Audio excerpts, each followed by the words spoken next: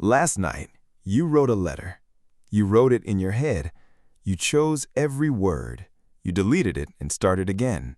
Second draft, fifth draft, 10th draft.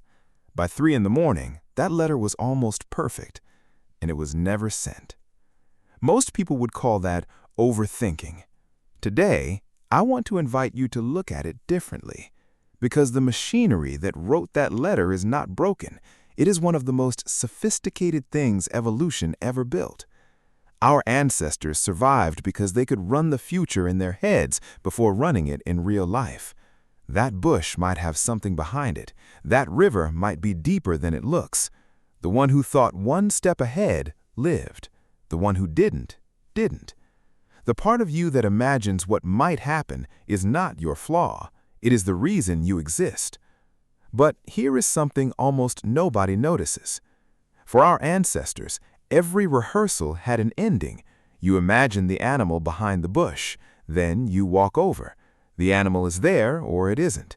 Reality answers you within minutes. The loop closes. Your body cools down. You sleep. Now look at what you worry about today.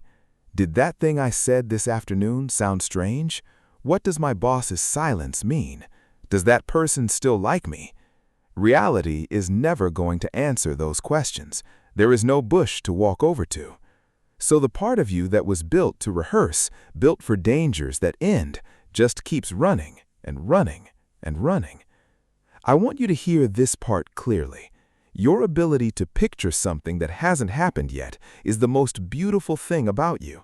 It is the reason you can see a version of your life that doesn't exist yet and feel pulled toward it. A dream is not a weight.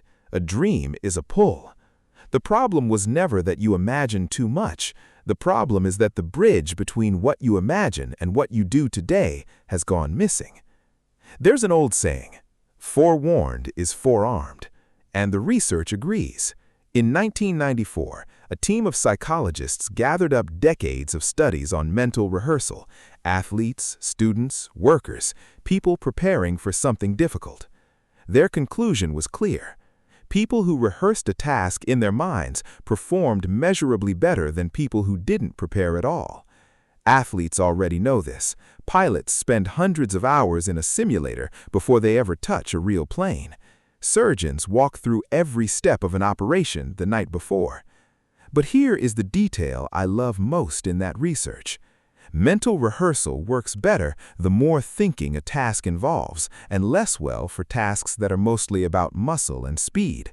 Which means the conversations you build in your head, those are exactly what your brain rehearses best. So if rehearsal is a gift, why does 3 in the morning hurt so much? Because something has learned to feed your brain exactly what it craves. Our ancestors truly knew about 150 people in an entire lifetime. Every relationship happened face to face. If someone was angry with you, you saw it on their face. If someone forgave you, you felt it that same evening. Every social question got an answer. Now look at your phone. A message seen, not replied to. A vague post at 11 at night.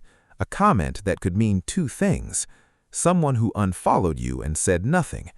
Every one of those is a social question with no answer, a bush you are never allowed to walk over to, and you receive dozens of them a day. The part of you that rehearses isn't broken, it is just being handed infinite fuel and never once allowed to arrive. So what do we do with a machine that won't switch off? In 2011, 2 researchers at the University of Chicago published something in the journal Science, and I think it is one of the gentlest findings in modern psychology.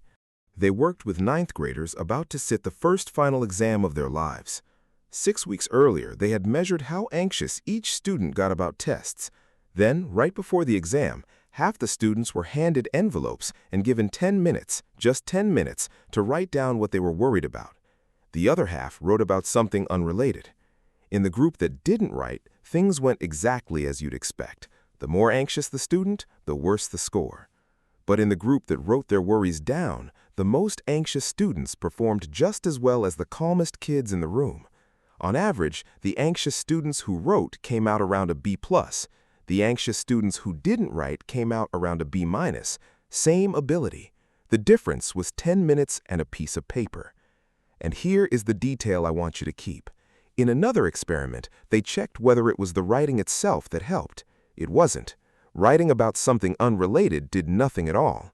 Only writing about the actual worry worked. Your worry doesn't disappear when you write it down. It just moves.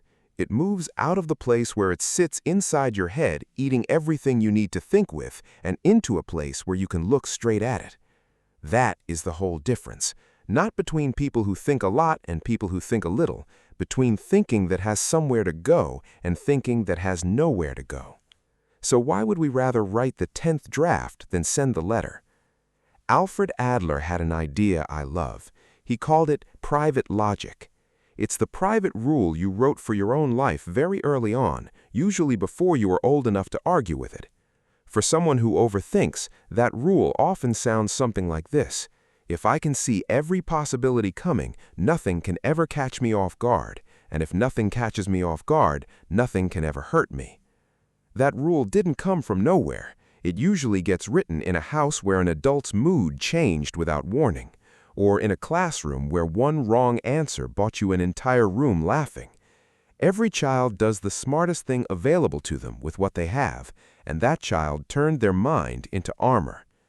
Adler called this compensation. We feel short of something, and we build a strength to cover the gap. So let me say this plainly. Overthinking is not weakness. It is self-protection. It is a very intelligent nervous system doing exactly what it was trained to do, except nobody ever told it the danger has passed. But Adler said something sharper, too. Every human problem is a problem between people. And have you noticed? The conversation in your head, the one you've run 20 times, always has someone else in it. They're just not there. That's the comfortable part of the loop. It gives you the feeling of handling a relationship without having to step into one. In your head, nobody ever interrupts you. You never stumble on a word. The other person always reacts exactly the way you wrote them. It's a very safe stage, and it's completely empty.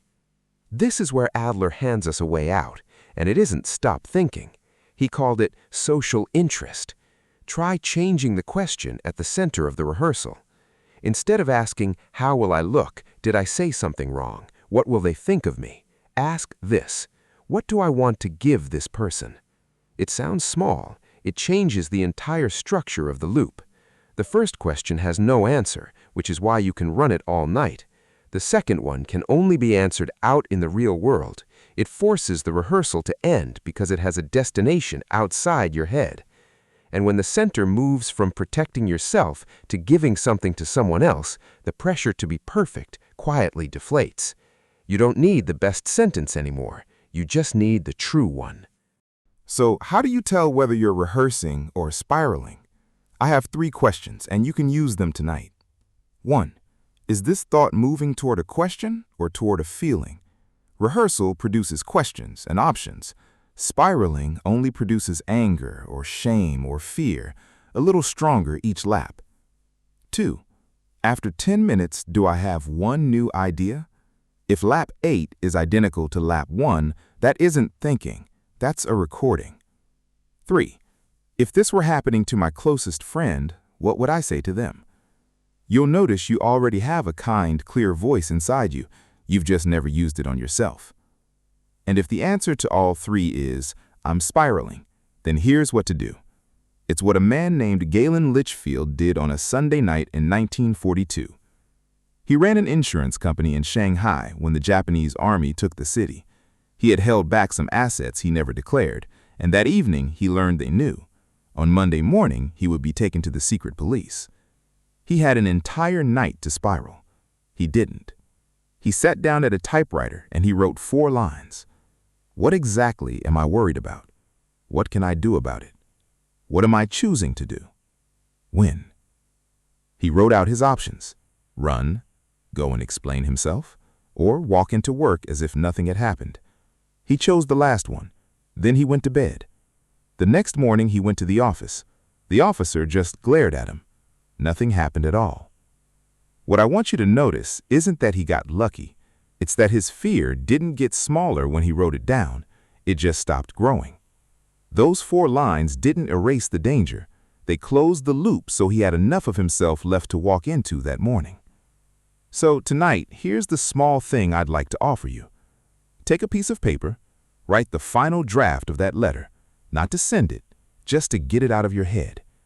If it's about something that already happened, 3 lines. What happened? What I learned? One thing I'll do differently next time. Then put the pen down. Don't add a line to blame yourself. That 4th line isn't a lesson, it's a punishment, and it teaches you nothing. If it's about something coming, use Litchfield's 4. What am I worried about? What can I do? What am I choosing? When? And when you do it, please don't tell yourself, I didn't overthink tonight, good job. That's still scoring yourself. That's the same old judge with a softer voice. Try this instead. Tonight, I let a question stay open, and I went to sleep anyway. That isn't an achievement, that's courage. And courage is the thing that carries you forward. So if tonight you start writing a letter in your head again, don't reach for the blame. Just ask it one question. Only one. Am I preparing for something ahead? Or am I replaying something already finished? If you're preparing, then prepare. Your brain is good at this. Let it do its work. If you're replaying, pick up the pen. Get the letter out of your head. You are not broken. You are not strange. You are just carrying a very old machine built for a world that ended things through a world that never finishes anything. Be a little gentle with it. It has been protecting you all these years. And if that loop has grown big enough to take your sleep, your work, or the people you love, then talking to someone trained to help isn't giving up. It's just another way of writing it down. I'm Ren. If you found yourself somewhere in this video, subscribe to the channel. We're not here to fix you. We're just here to understand you. I'll see you in the next one.